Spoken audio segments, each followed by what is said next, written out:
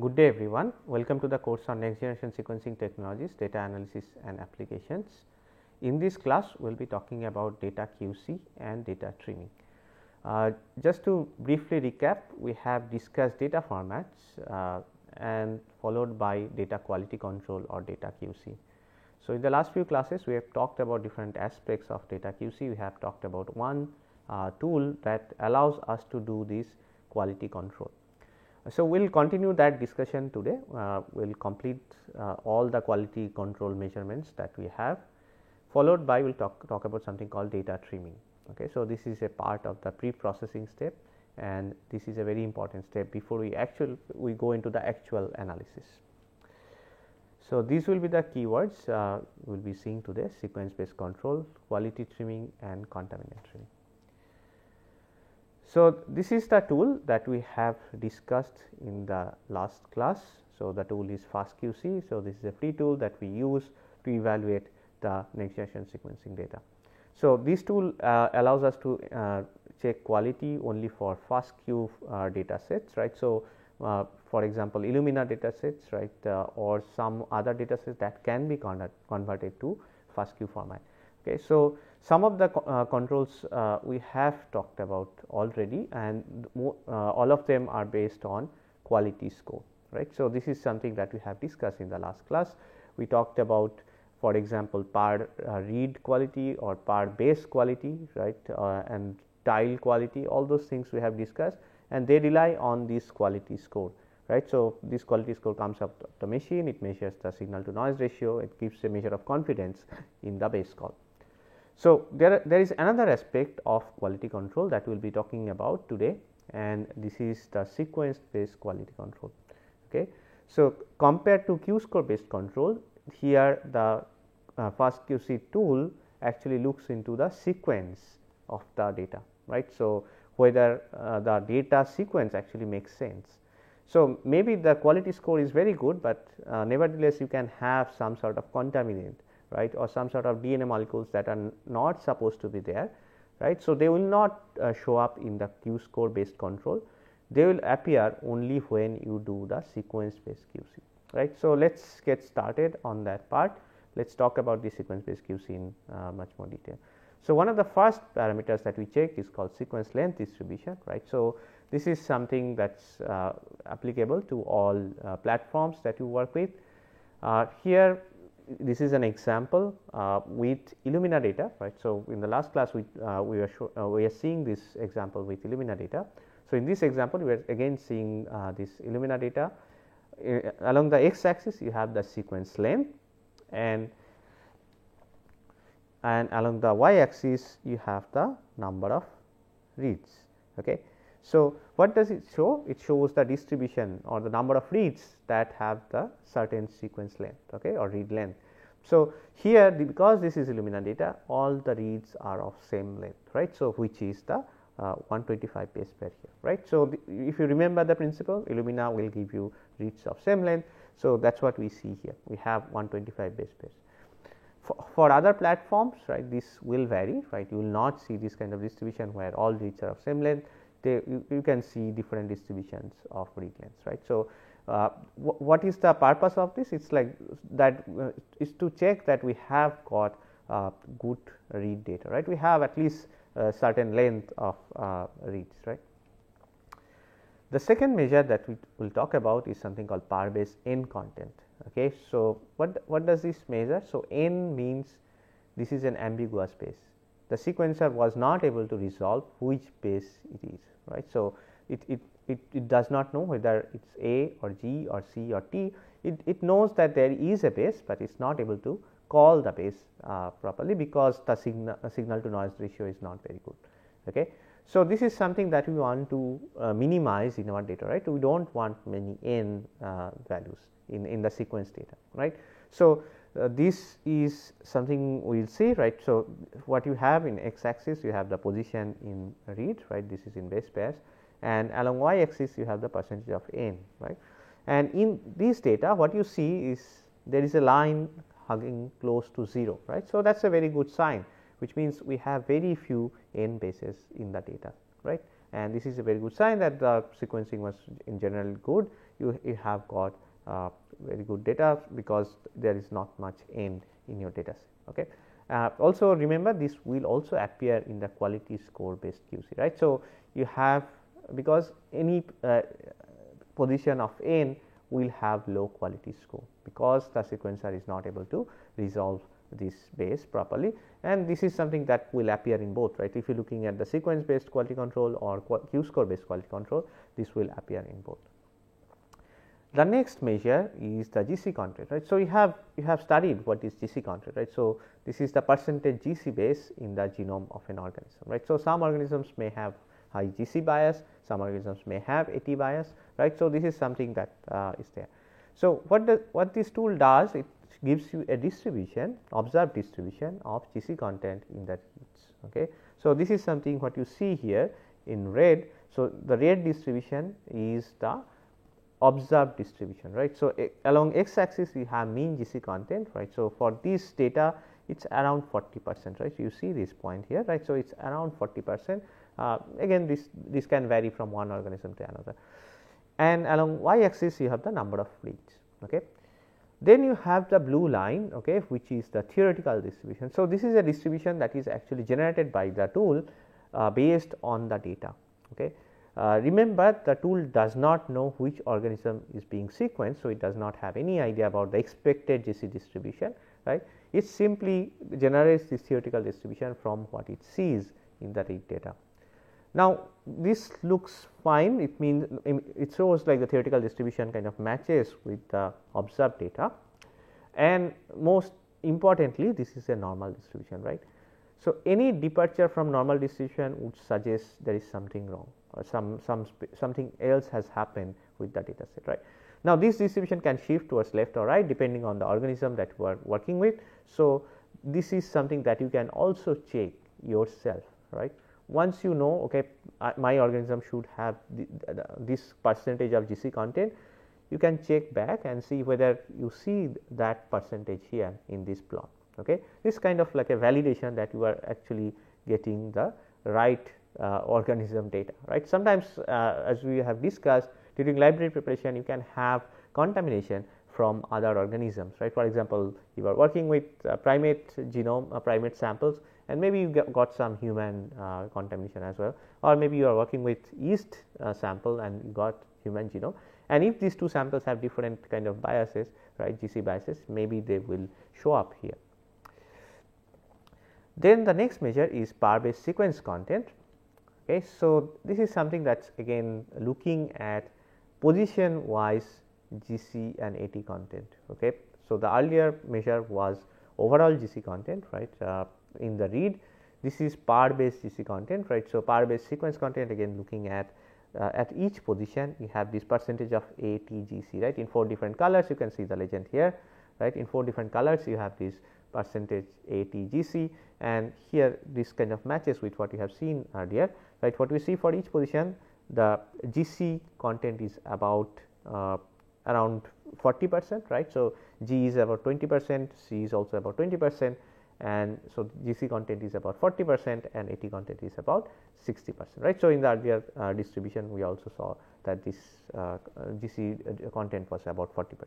Okay. So, the initial part maybe you might want to see, right, this initial part you see like a lot of fluctuations, right, and as we have discussed, right, when we are discussing the quality control, data format, etc., we have discussed, right, in the beginning of the sequencing in Illumina platform you have this low quality score, right, because this is where the sequencer is kind of identifying the clusters, setting the thresholds for signals, etc.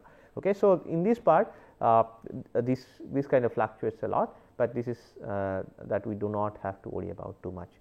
Rest of the data looks fine to us. So, there could be different types of duplicate sequences, and we will have a look now what are the different types that you can get especially in Illumina platform. So, one is optical duplicates, where a single cluster is mistaken as 2 clusters by the detector. So, this is something that is kind of a problem with the detector, which instead of identifying a single cluster, it identifies them as 2 clusters. So, we get the same sequence data for these reads. Then you can have clustering duplicates, where the same molecule goes and occupies two adjacent clusters during the cluster generation process, right. So, again we do not have control over this cluster generation process exactly, right, which molecule will go where. Now, what this might happen, right, you can have same molecule going to two adjacent clusters, and they will again give rise to the same read sequence. Then you have the PCR duplicates. So, this is present in all types of platforms where you need to do amplification, right. This actually arises because some molecules are preferentially amplified, and then these molecules then go and occupy different cluster locations. And finally, sister duplicates. So, these are actually class of duplicates where complementary strands of the same molecule are found in independent clusters. Now, you might ask like whether these are actually duplicates. So, some programs or tools will mark these as duplicates, whereas some would not mark these as duplicates because they are complementary strands, which means we are sequencing from two different directions. Okay, so what is the problem with these duplicates, right? So, duplicates means they are coming from the same molecule, right? They are not independent molecules that have been sequenced. They are same molecule sequenced multiple times. Now, what would be the problem? So, one of the first problem is that we have problem with detection in single or multinucleotide variants. Okay, so we will discuss this in a lot more detail when we talk about this single nucleotide variant detection, etc. Right. So, the problem starts is like if you have a read that has a mutation compared to the reference sequence, right, and if that read is duplicated, right, or present in multiple copies, right, you might say okay, this mutation appears to be very dominant across my DNA library, right. In reality, this could be something else, right. This mutation may be present at very low frequency in the library, but may appear as a very highly frequent mutant in the library, right. So, this is something we will discuss. So, this can happen, right, and also this can cause problems in detection of the actual SNVs or MNVs. And as I mentioned, you also have problems with calculating frequencies of these variants, right, actual frequencies, because duplicate might may kind of inflate the frequency in some cases. It might also cause problem in copy number variation analysis. Again, copy number variation, we are looking at whether there is any change in copy number of a gene or a segment of genome, right. But then if you have too many duplicates for that region, they might appear as amplified or with increased copy number, right. So, this is something we do not want, we want to avoid this kind of situation. Okay, so, we will discuss like how we actually go about it and what could be the actual errors when we have this duplicate data. Right. So, one of the things we do, right, so coming back to this duplicate sequence and duplicated sequences, right, this is something that we have to worry about, right, and we have to pre-process the data if we actually can do that, right. So, before we actually go into the downstream analysis. So, what is also important to note is that this is not really that important for RNA-seq data analysis when you are looking at transcriptome data analysis, because in transcriptome analysis it is expected if you are sequencing at a very high depth, you are doing deep sequencing, it is expected that you will get duplicates, right, because in transcriptomics you are looking at only limited part of the genome, only a small part of the genome, right, the protein coding or mRNA coding regions, right. So, these regions are kind of limited and you can get multiple copies of the same fragment. Okay. So, in RNA-seq we are usually not doing this duplicate analysis or duplicate removal. Okay. Another problem that might occur, and this is something that this tool will look at, is something called overrepresented sequences. Okay. So, NGS libraries, you can imagine, right, we are working with big genomes where you have fragmented this DNA into small fragments, and they are likely to be very diverse, right, and you should not see a single read sequence at very high frequency and occurring multiple times in the library, right. And this kind of problems might occur, right, and this program will identify whether there are overrepresented sequences, right, and if they are present, this might mean that there is something relevant biologically, right. There is some important biological phenomenon that has happened that has enriched certain parts of the genome or certain parts or certain genes, etc. Second, it could mean there is a contamination, right? There could be a large scale contamination from other fragment into your sample. So, you may have to be careful when you are processing the sample. And number C, maybe the library preparation was not good enough, probably many of the genomic fragments were lost during library preparation. So, the library is not as diverse as expected. Okay, so, these are the things that you have to worry about. The third point, of course, is something that will require again library preparation and sequencing. The first problem is something interesting and relevant. The second problem we can deal with through computational tools. Okay, so, we will go forward and see how we can do that.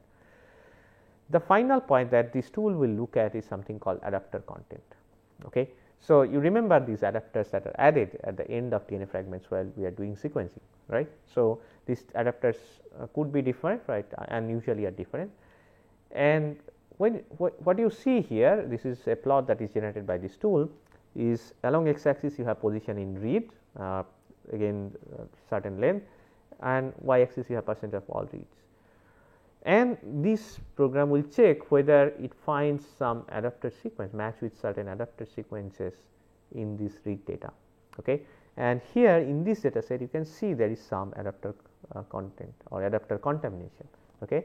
This black line, it actually goes up, right, as we go towards the end of the read, the percentage of reads showing this adapter sequence, it actually goes up quite high, right. It is about 40% of the reads actually have adapter contamination. And this is something that is a problem. It also shows you the type of adapter that is actually contaminating the data, right. So, in this case, this is the black line means this is a NextEra adapter that was used for this library preparation, and the other adapter sequence they are not present, right. You can see this one in purple, the solid small RNA adapter, right. So, this is not present, but the tool could find this NextEra adapter in the data. Okay. So, this is again a very important observation, and it means we need to actually pre-process data. Now, the question that you have is how does this adapter contamination happen, right? They are not supposed to be there in the read data, right? We should get the sequence of the DNA fragment or the genome fragment, right. So, one of the things that I will mention is that this adapter contamination depends on the length of DNA fragment that are present in the library. Okay. So, let us take this example and then we will probably understand how we get this adapter contamination. So, let us imagine we are doing Illumina 200 base pair run, okay, and we have prepared this genomic fragment and some fragments with these adapters, right. Some fragments are of length, let us say 500 base pair, right. So, here is the DNA fragment 500 base pair length, and you have adapter 1 on one side, adapter 2 on one side, right, on the other side, and you are sequencing, let us say, from one side. Okay. Now, once you sequence, right, you will sequence 200 base pairs from this side. So, this is fine, right, you will get this sequence within this DNA fragment. Now, imagine the scenario when this DNA fragment is actually small. Okay. So, remember when you are preparing this library, when you are fragmenting the DNA, we have very little control over the actual size, right, unless we are doing enzymatic digestion. We cannot really accurately control the fragment that will be generated, right. So, this is something that kind of has been optimized with different trial and error. Okay. So, if your fragment length is small, if it is 100 base pair only, we are sequencing 200 base pair, let us say, right. So, what will happen? You start sequencing from this side, it will sequence this 100 and then it will go into this adapter 2, right, on the right side. So, this adapter sequence will come as part of your read sequence, okay.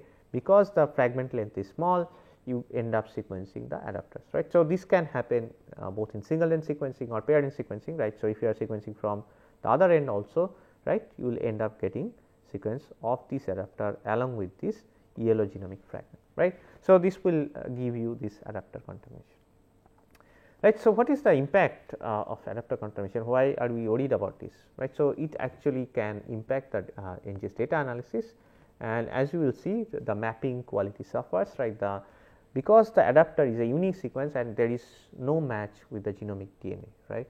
So, the program that we will use for aligning these reads back to the reference genome, right, the mapping problem, this might not, the program might not be able to find this adapter sequence in the genome data, right. So, if it does not find, then it might get confused, right, what is happening, that there is no alignment, there is no mapping, and it might actually end up discarding the read from analysis. Okay. So, there might be some issues with the mapping. Okay. So, this is something that is a very important point, right, because mapping actually is the first step for a lot of downstream analysis, right. So, this is something you want to do very well. So, these are some of the quality controls that we have talked about in FastQC, but there are of course other quality control tools. For example, you have FastP, you have HTStream, etc., and again they have their own ways of doing things, they report different measures, but if you are interested, you can of course go and check these sites where you can actually find all the details about these tools. Okay. The next step, once you have done the quality control, right, so you have to do the quality evaluation, right. So, you have to once these statistics is generated, you kind of look at all these statistics and make decisions, right, how you should proceed with the data analysis. Okay. So, the tool FastQC will not do anything for you, right, it just shows okay, there might be problems here, there might be problems there, or this might be okay, etc.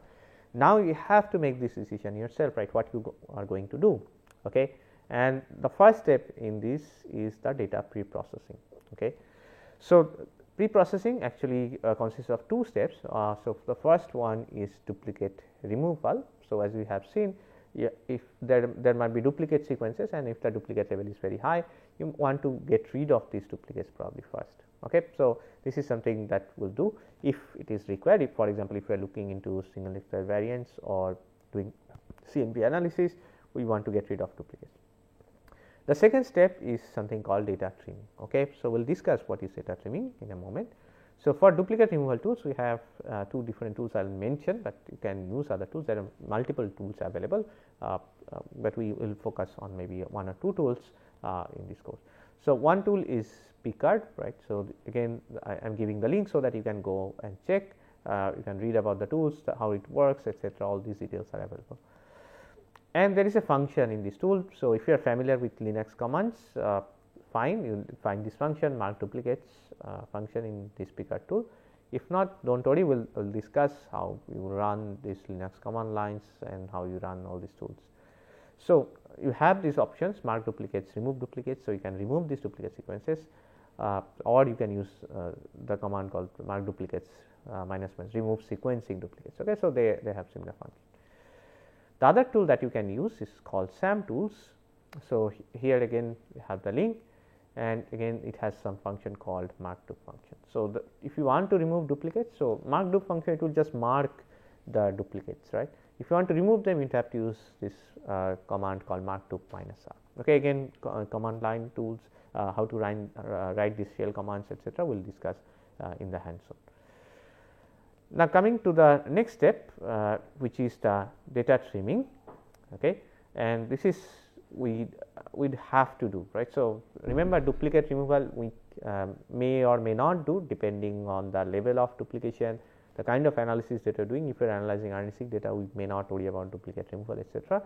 But if we have some sort of adapter contamination, etc., we will have to do trimming. Okay. This is a step that is required.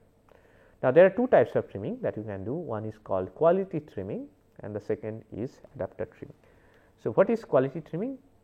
Right. So, this is removal of bad quality data without discarding the full read. So, we have discussed this kind of situation, right. So, imagine this situation where we are looking at this quality score, PAR-based quality score. X axis you have the position in read, y axis you have the quality score, and what you see towards the end, right, maybe beyond this point or so, the quality score drops significantly, right.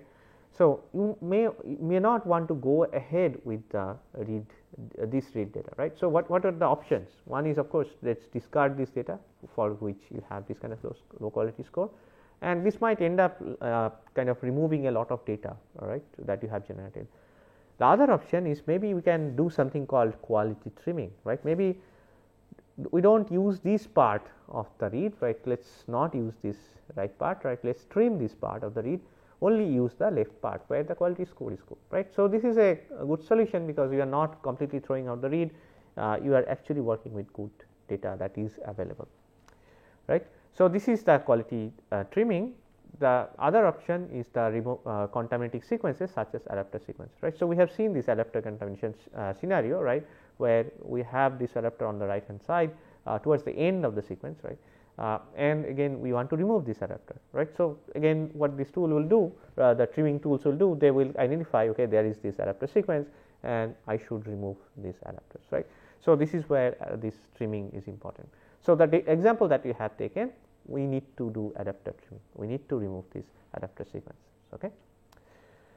And the importance of trimming is that we get an overall improvement in data quality, right. So, if you check score etc., sequence based QCs, you will see this improvement and without much loss of good quality data that you have, okay.